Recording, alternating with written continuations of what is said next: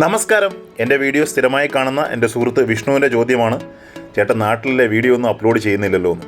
നാട്ടിലില്ലായിരുന്നു, ഇപ്പം നാട്ടിലെത്തിയിട്ട് അപ്ലോഡ് ചെയ്യാമെന്ന് കരുതുന്നു. ഇന്നലെ വൈകിട്ടെടുത്ത വീഡിയോ ആണ്. ഈ കാണുന്നത് പെനാങ് ആണ്. മലേഷ്യയിലെ ഒരു സ്റ്റേറ്റാണ് പെനാങ്. പെനാങ്ങിൽ ഞാൻ താമസിക്കുന്ന ഹോട്ടലിൽ നിന്നുള്ള വ്യൂ ആണ്. ആകാശത്ത് നല്ല ഇടിയും മിന്നലും ഒക്കെ ഉണ്ട്. ഇപ്പോൾ ഇവിടെ എത്തിപ്പെട്ട കഥ പറയാം. ഞാൻ വെള്ളിയാഴ്ച തുടങ്ങിയ യാത്രയാണ്. തിരുവനന്തപുരം എയർപോർട്ടിൽ നിന്നും ആദ്യമായിട്ടാണ് സ്കോട്ട് എന്ന് പറഞ്ഞ ഒരു എയർലൈനിൽ ഞാൻ യാത്ര ചെയ്യുന്നത്. തിരുവനന്തപുരത്തു നിന്നും സിംഗപ്പൂരിലേക്കും, സിംഗപ്പൂർ 2.5 മണിക്കൂർ സ്റ്റേ, അവിടെ നിന്ന് വീണ്ടും പെനാങ്ങിലേക്ക്, അങ്ങനെയായിരുന്നു യാത്ര.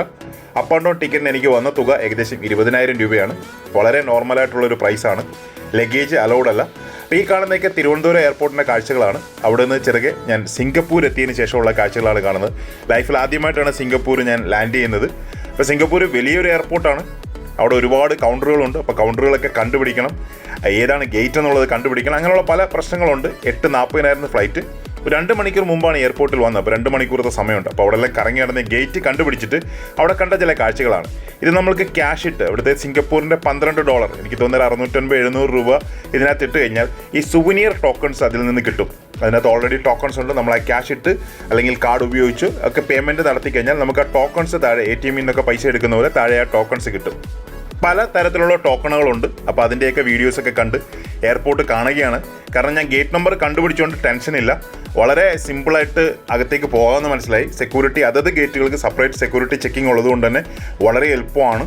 വലിയ വലിയ ബ്രാൻഡുകളുടെ ഷോറൂമുകളാണ് ഇതിനകത്ത് മൊത്തം ഉള്ളത്. എയർപോർട്ട് മൊത്തം ഉള്ളത് ലോകത്തിലെ തന്നെ വളരെ ഫേമസ് ആയിട്ടുള്ള ബ്രാൻഡുകളുടെ ഷോറൂമുകളാണ്. ഈ കാണുന്നതൊക്കെ വളരെ ഫേമസ് ആയിട്ടുള്ള ബ്രാൻഡുകളാണ്. നമ്മളൊന്നും അവിടെ നിന്നൊന്നും വാങ്ങാറില്ല. കാരണം നമുക്ക് വാങ്ങാൻ പറ്റുന്ന വിലയ്ക്കുള്ള സാധനങ്ങളൊന്നും അല്ല അവിടെ ഉള്ളത്. അടുത്ത പെനാങ്ങിൻ്റെ ഫ്ലൈറ്റിന് വേണ്ടി ഗേറ്റ് വെയിറ്റ് ചെയ്യുകയാണ്. അങ്ങനെ പെനാങ് വന്നിറങ്ങി. ആദ്യമായിട്ടാണ് ഞാൻ പെനാങ് വരുന്നത്. മലേഷ്യ പലതവണ വന്നിട്ടുണ്ട്. പെനാങ് ഞാൻ കാണുമ്പോൾ വളരെ ചെറിയൊരു സിറ്റിയായിട്ട് തോന്നി. ഇറങ്ങിയ എയർപോർട്ടും കാര്യങ്ങളൊക്കെ കണ്ടപ്പോൾ ചെറിയൊരു സിറ്റിയായിട്ട് തോന്നി. ശരിക്കും ഇതൊരു ചെറിയൊരു സിറ്റിയാണ്. പക്ഷേ ഒരു കൊളോണിയൽ കൾച്ചർ ഇന്നും കൊണ്ടു നടക്കുന്ന സിറ്റിയാണ്. പഴയകാല ബിൽഡിങ്ങുകളും. ഇവിടെ ഞാൻ വന്നപ്പോൾ എനിക്ക് പെട്ടെന്ന് തോന്നിയത് ജമൈക്കയിലോ കെയ്മാൻ ഐലൻഡിലോ ബഹാമാസിലോ ഒക്കെ നടക്കുന്ന ഒരു ഫീലിംഗ് ആണ്. കാരണം അവിടെയെല്ലാം ഇങ്ങനെയുള്ള മലനിരകളും ചെറിയ ചെറിയ ബിൽഡിങ്ങുകളൊക്കെയാണ് ഉള്ളത് കൂടുതലും. അതിൻ്റെ ഇടയ്ക്ക് ഇത്തരത്തിലുള്ള വലിയ സമുച്ചയങ്ങളൊക്കെ ഉണ്ട്, ബിൽഡിങ്ങുകളൊക്കെ ഉണ്ടെങ്കിലും കൂടുതലും ചെറിയ ചെറിയ ബിൽഡിങ്ങുകളാണ് ഞാൻ പെനാങ്ങിൽ കണ്ടത്.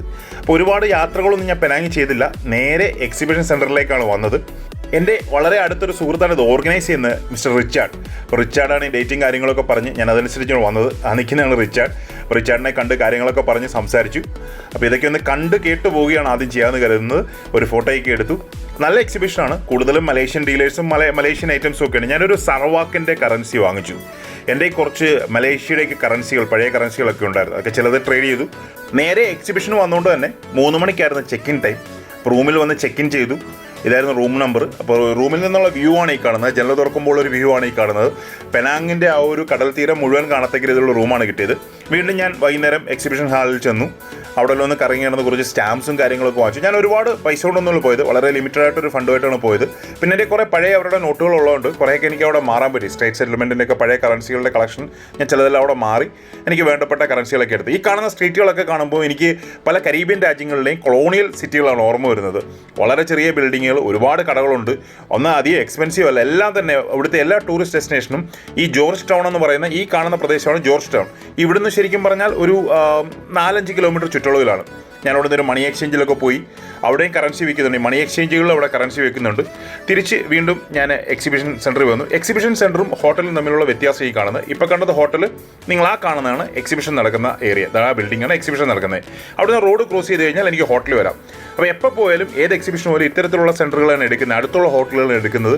അല്ലെങ്കിൽ എക്സിബിഷൻ നടക്കുന്ന അതൊരു ഹോട്ടലാണെങ്കിൽ അതിൽ തന്നെ റൂം എടുക്കും. ചിലപ്പോൾ ഇച്ചിരി എക്സ്പെൻസീവ് ആയിരിക്കും, എങ്കിലും നമുക്ക് പോക്കുവരവ് അതാണ് എളുപ്പം. അടുത്ത ദിവസം രാവിലെ തന്നെ ഒരു ചെറിയ കറക്കമൊക്കെ ഇറങ്ങി. ഇവിടെ എല്ലാം തന്നെ 10 മണിയായിട്ടേ തുറക്കുള്ളൂ. ഒട്ടുമിക്ക കടകൾ അടച്ചിട്ടിരിക്കുകയാണ്. എക്സിബിഷൻ സെൻറ്റർ പോലും 10 മണിക്കാണ് രണ്ടാമത്തെ ദിവസം തുറക്കുന്നത്.